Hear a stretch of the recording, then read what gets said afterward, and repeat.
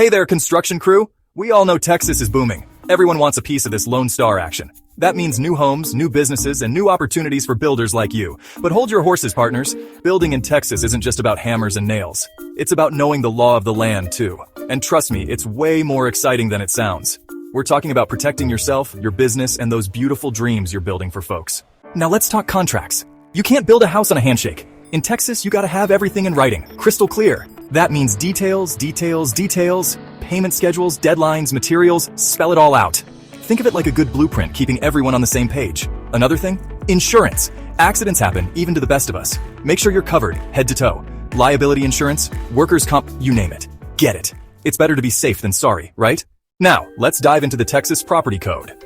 Chapter 27, also known as the Residential Construction Liability Act. This law is crucial for anyone involved in residential construction in Texas. It outlines the responsibilities and liabilities of builders and contractors, ensuring that homeowners are protected from construction defects. Understanding this law can help you avoid legal pitfalls and ensure your projects meet the required standards. Stay informed and build with confidence. We will make another video deep diving this law at a later date. Stay tuned.